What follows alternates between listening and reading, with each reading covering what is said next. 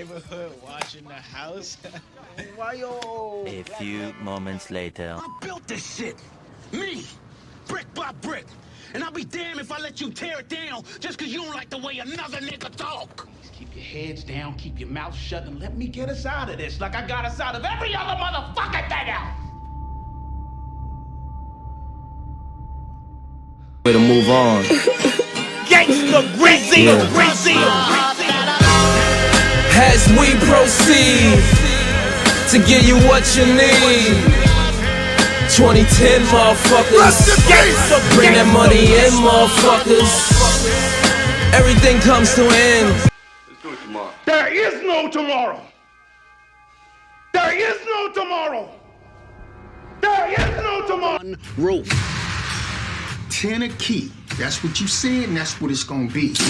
We in business with a madman. In my absence, you decided that you would make yourself a middleman. What's going on, YouTube? We back in the Low Key Cave, Keyshawn Knobs YouTube page, aka Mr. Low Key, and we back with another TV show review, and we are back with Snowfall Season 5, Episode 3, Lions review. We pretty much got Franklin pretty much just in a awe, pretty much, I ain't gonna say in a shock, but kinda just surprised with the return of Teddy. He pretty much wasn't expecting Teddy to come back, but not only that, it was just what he had going on with Grady and everything.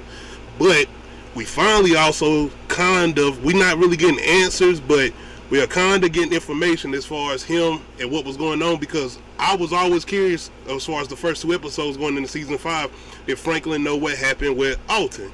And I've always been saying this, I feel like Alton is not dead, and even in this episode, they pretty much are saying, is he dead or is he not dead? And when Teddy and Franklin are talking, because Teddy and Franklin have a scene and they have an exchange in this episode again, but when they are talking, Franklin pretty much is coming out asking him about his father, and of course Teddy didn't come out and tell him what he know about his daddy. But like I said, and like I say about as far as TV shows go, if you don't see a death on screen, it didn't happen. I say the same thing. I've been saying this with Lauren from Power Book 2. People saying that Effie killed Lauren. No, Lauren is not dead either. If you don't see the death on the screen, it did not happen. So as far as I'm concerned, Alton is very much alive, and they even give suggestions that he could be trying to be turned or locked up in a Cuban prison. This and the third, man. But Teddy, as far as he go, this nigga definitely know where he at. He definitely know where he at, and I'm telling you, I do not feel like he's dead. I definitely feel like he's alive, and I'm almost at a point, I'm not saying this, but maybe Franklin knows a little bit more than he is giving off. I definitely know he don't believe Teddy. He don't believe Teddy. I definitely 100% know he don't believe Teddy, but it's not only that, it's him and Teddy exchange I really enjoy, as far as him asking for the numbers to be cut, because you know Louie is pretty much still asking for Franklin to get the numbers cut, but what she's trying to do, and we find out the person she's dealing with, where her and Jerome are dealing with, which is Scully. It's Scully, man. He's still doing what he's doing as far as his religion, and he's even more in tune with it now, especially after, Khadijah died, as far as his girl and his baby girl got killed or whatnot. So he even more in tune, like he would say, in the things he believe in and the stuff he got going on. And it's some really, I'm not gonna say conniving things, but it was a really, really clever exchange and really clever way that things happen between Louie, Scully, and Jerome in this episode, and I really like the way it turned out, because it's certain things that's happening in this as far as the numbers, as far as the price being cut, and what Louie is trying to do, because Louie is still trying to pretty much run our own organization. And at first, I don't know, maybe I was lost as far as when they left the first season 4. Jerome and Louie wanted to do their own thing, if I'm not mistaken. But watching this episode, it seemed like Jerome wasn't 100% wanting to do the own thing. He wanted to still kind of stay with what Franklin got going on. And in this episode, I'm like, hold on. I'm just saying, in that last, if I'm not mistaken, y'all let me know if I'm wrong in the comment section. Wasn't Jerome pretty much, if not backing Louie, was the one speaking up too, saying, yo, we want to do our own thing, we don't want to do what you doing right now and whatnot, as far as what they was saying with Franklin and whatnot. Y'all let me know if I'm wrong. But yeah, in this episode, it seemed like, as far as what they got going on, it seems like Jerome wasn't 100% with what Louis was doing, but before I even get to the exchange they have, I really want to go back to the exchange between Franklin and Teddy. Say what you want to say after that last episode, because I feel like Teddy is still doing whatever he's doing or whatever he's up to. And no matter what's going on between Franklin and Teddy, they don't trust each other. Not at all. Neither one of them trust each other. But one thing I want to say before I finish the exchange between Teddy and Franklin is I really like how my boy Franklin thinking. The progression between his character and the development between his character and the way he thinks and figure things out and the way I love, he has an exchange, man, between him and Oso. And I'm not going to say, like I said, I don't want to give away spoilers or anything. Maybe people haven't seen the episode yet, but it's an exchange between him and Oso. And it's just that fast where he click on to things and he like, hey, you know what? I'm glad it's the way it is. And once you watch the scene, or if you have seen the scene or seen this episode, then you know what I'm talking about. And that's just the progression of Franklin's character, man. And that's why I like the way he's so much on his toes and on his P's and Q's.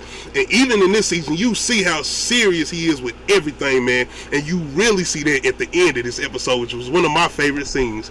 We gonna get to that though, but before we get to that, like I said, Louis, like I said, is pretty much trying to get price cuts. But like I said, the exchange between Franklin and Teddy, like I said, it's pretty much him.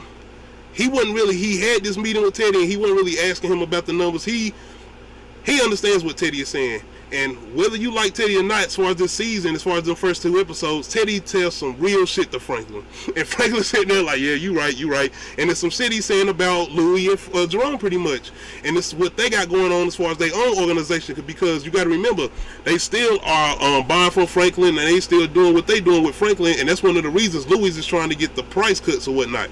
But I love that exchange between them because no matter how you feel as far as Teddy, and even if as far as Franklin and the way he was with Grady, you see how when Teddy comes in, he pretty much tells Franklin some shit he does actually needs to hear. And I'm sitting there looking at this scene like, man, what's up with Teddy? Why he acting like this with Franklin? Then when he say that, I'm like, oh shit, that's true. Yeah.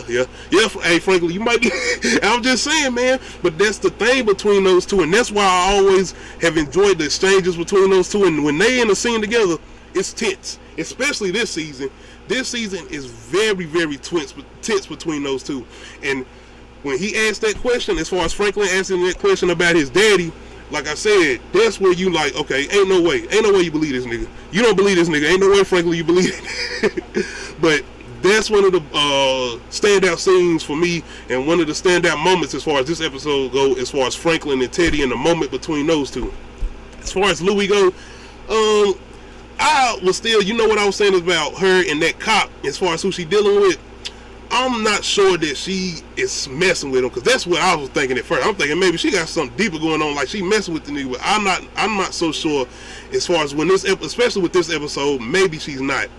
But it's still something kind of strange still going on between them two. I'm just saying, man. But other than that, like I said, Louis is pretty much trying to get price cuts, and she's trying to deal with Scully.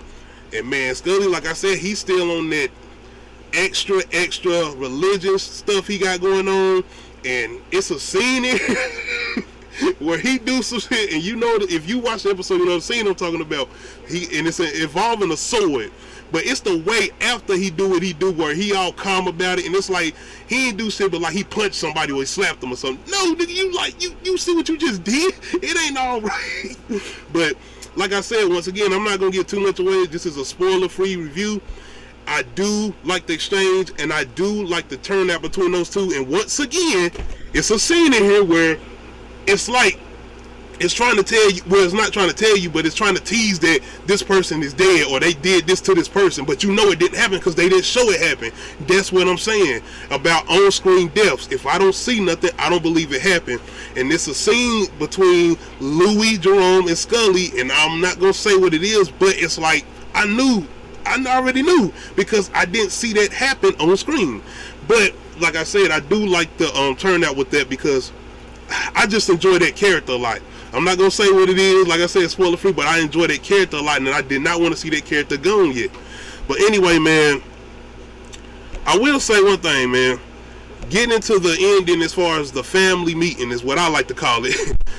Franklin is still wanting pretty much Louie and Jerome to get back under the umbrella of what he has going on, because he pretty much tells them straight up what Teddy told him. And like I said, it's pretty much something Teddy tells him about what they got going on as far as the business and as far as the prices and what they are bringing to him. And it's a true statement.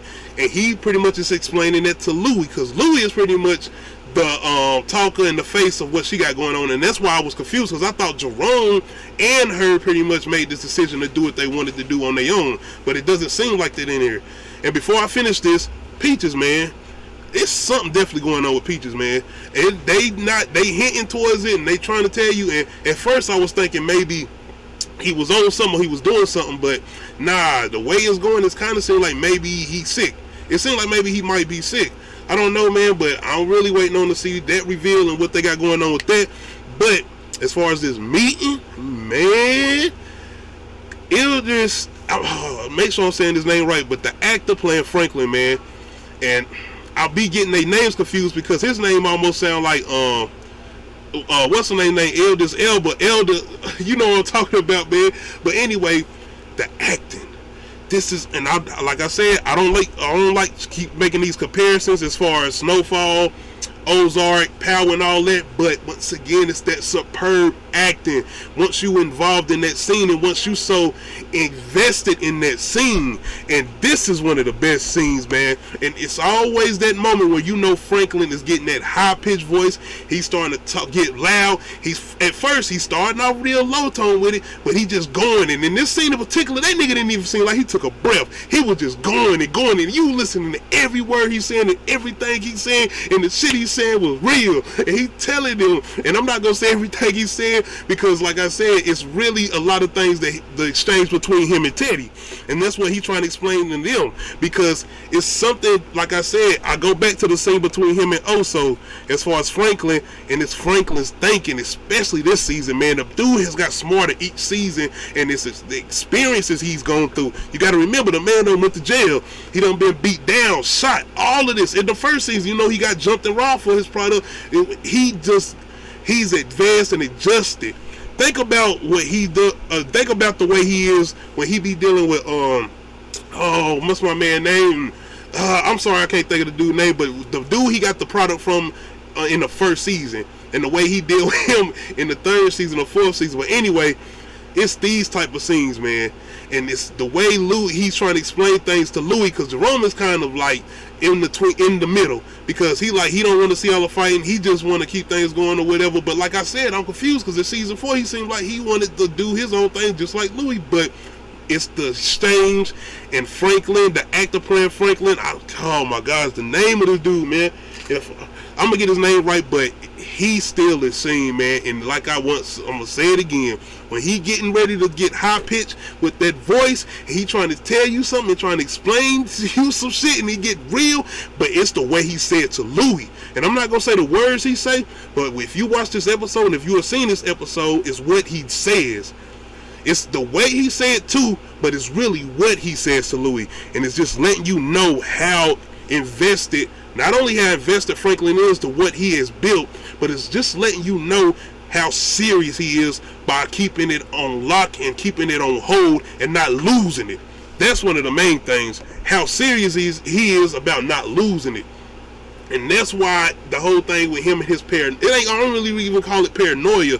It's what he's learned and seen. Once again, the betrayals. People done things to him and all of this. And now you got to remember, what he took his homeboy out, Kevin, and a cop. You think, like, come on, man. This is where he's at now. And I'm telling you, that scene at the end, I went back to back just that scene at the end. It's one of the best ones. And he has had 3 scenes where he has got like just that high-pitched voice where he trying to tell somebody something and they not listening, and he got to just go off with it. And this is his 3rd time doing that, man. And it's probably one of the favorite ones for me, honestly, because it's not just the way he's saying it, is what he say. It's definitely what he say. But overall, man, this is probably my favorite episode so far this season. Even though we're only 3 episodes in, but this is definitely one of my favorite episodes this season. Overall, though, y'all let me know in the comment section How did y'all feel about this recent episode of Snowfall, man? Like I said, I didn't want to go too deep. I'm going to get more into detail and more into spoiler talks on Friday on Uncut Ish Talk. Definitely come tune in Friday at 9 p.m. live. Uncut Ish Talk, we're going to be live on my Facebook group, Twitch, and YouTube. Come check us out. We're going to be talking about Bear Lair, and we're going to be talking about Snowfall spoiler talk.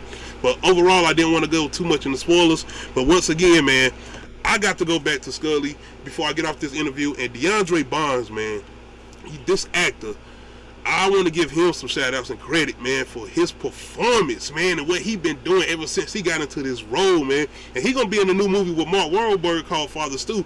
But if you don't recognize this guy, because it might be like younger people watching this series or whatnot, he been in a lot of those early 90s black movies, man. Like I said, The Wood. It's so many other movies. 3 Strikes, man. He been in comedy movies and serious movies, man.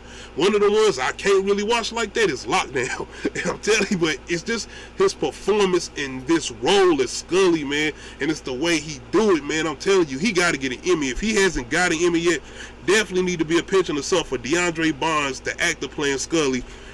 Man, he killing this role, man. But once again, man, the guy behind me, he the one. And when you get those comparisons as far as Denzel, I understand, man. But once again, man, if you haven't seen this episode yet, be on the lookout for that scene at the end, man. But overall, though, it's definitely going to be interesting to see how things once again play out between Franklin and Teddy. Especially between those two, because once again, I feel like they don't trust each other at all. Especially now with Franklin pretty much not knowing what's going on with Alton. Because once again, I'm going to say, I don't feel like Alton is dead. Y'all might feel like that. I don't feel like he's dead. And especially in this episode, it pretty much is telling you that it's a possibility he's alive. Overall, though, it is still going to be interesting to see how things play out with Louis and Jerome, too. As far as how they deal with everything as far as Franklin, especially Louis. But other than that, man, I am interested to see what's up with Oso, because this kind of feels like he's just in the middle too. Like he don't really know where he lands with everything, because he was kind of seeming like he was in a comfortable space before Teddy came back up. Because like I said, once Teddy came back into the picture, it seems like everybody's probably on their P's and Q's. Everybody was kind of feeling comfortable while they was with Grady, but now everything's kind of tense once he came back into the picture. But it's definitely going to be interesting to see where this go. But I want to know, and I think we're going to get our answer probably not too early, but by probably the middle or the end of the season, what's up with Alton, man. I'm definitely ready to see what's up with Franklin Mama, too. I hope she comes back into the picture soon. But other than that, y'all let me know in the comment section, how did y'all feel about this episode? If y'all have checked it out, and if you haven't, let me know when you plan on checking it out. And I'm telling you, it's some good fun moments in here, especially with the acting, man. Very good moments in here. But y'all let me know in the comment section, man.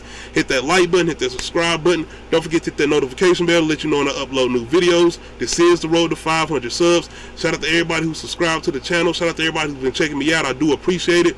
Once again, if you like the content as far as Snowfall and Bear Lair, you need to go check out Big Brello's YouTube channel. He be on all of it, especially Snowfall and Power. He do breakdowns, he do trivia questions and all that. Go check out Big Brello's YouTube channel if you like this content. Also, go check out Perk Minded. He be on Snowfall and Power too. Also, go check out, what's my man, Back of the Bus podcast. I'm not sure if they be on Snowfall like that. I think they do, but I definitely know they be on Bear Lair and this type of content, and Power and that other type of content like that. And they also be on other content like comic book movies and social commentary. Definitely go check out Back of the Bus podcast and check out their YouTube channel. That's Big Brello. That's Back of the Bus podcast. Also check out Pretty Girl Trap content. She definitely be on this as far as her recaps and reviews pertaining to Snowfall, Bear Lair, and Power. Check out Pretty Girl Trap content. You can check that out too if you like this type of content that I do. Other than that, like I said, shout out to everybody who takes time to watch me do what I do. And shout out to those other YouTube channels with their content. They definitely got some good content in there. You definitely need to go check them out too. That's Big Brello, Perk Minded, K-Dot as far as comic book movies. That's Chill Manga. That's Pretty Girl Loves Trap content. Big Brello, I think I already said him. Back of the Bus podcast as far as their content and their YouTube channel. Other than that, make sure y'all hit that like button, get that comment section to leave your comments as far as y'all feel about the review and how y'all feel about this recent episode of Snowfall if y'all are checking it out. Other than that, I'm out. Get your own house in order. He has good days and he has real bad days. Sound like he ripe for the picking. FX's Snowfall. I don't feel comfortable unless I know I went above and beyond with my preparation. The things that possibly could happen, if I ain't take real steps to prevent those things, I'm not comfortable. I can't walk around, you know, charismatic and happy. Nah, I gotta make sure, you know, we setting up some type of wealth, because